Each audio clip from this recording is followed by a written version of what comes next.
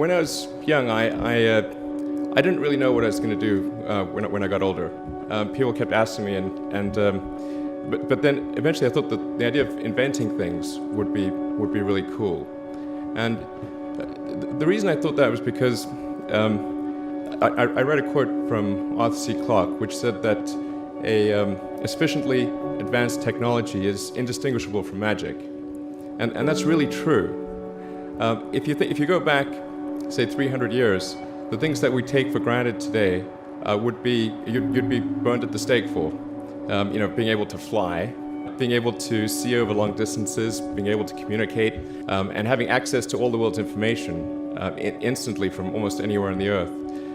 This is stuff that really would be magic, or would be considered magic in times past. In fact, I think it actually goes beyond that, because there are many things that we take for granted today that weren't even imagined in times past. They weren't even in the realm of magic.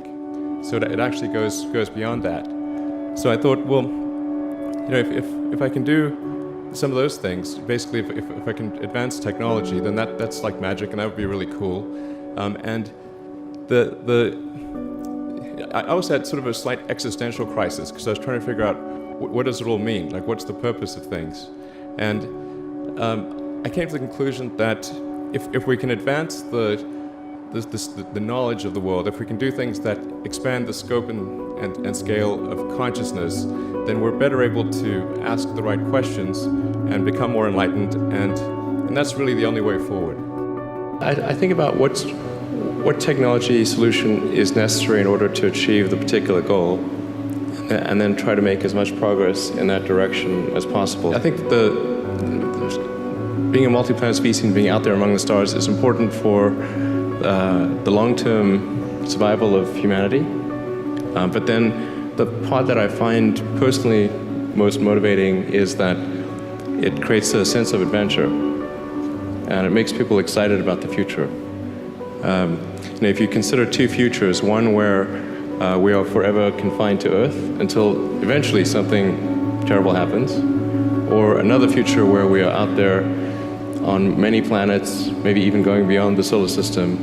I think that second version is incredibly exciting and inspiring, and there need to be reasons to get up in the morning.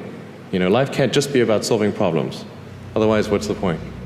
There's got to be things that people find inspiring and make life worth living. When my brother and I were starting our first company, instead of getting an apartment, we just rented a small office, and we slept on the couch. And we showered at the YMCA, and we're so hot up we had one computer, so the website was up during the day, and I was coding at night, 7 days a week, all the time. And I sort of briefly had a girlfriend in that period, and in order to be with me, she had to sleep in the office. So work hard, like every waking hour. That's the thing I would say, particularly if you're starting a company. A natural human tendency is wishful thinking. So a challenge for entrepreneurs is to say, well, what's the difference between really believing in your ideals and sticking to them versus pursuing some unrealistic dream that doesn't actually have merit? And that is a really difficult thing to tell you. Can you tell the difference between those two things? Right. So you need to be sort of very rigorous in your self-analysis. I think certainly extremely tenacious, and then just work like hell. You just have to put in 80 to 100-hour weeks every week. All those things improve the odds of success.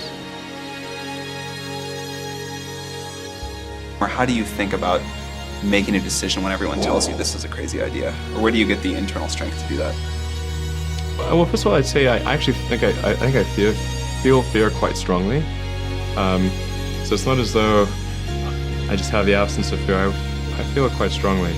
But there are just times when something is important enough, you believe in it enough, that you do it in spite of fear. People shouldn't think, well, I feel fear about this, and therefore I shouldn't do it.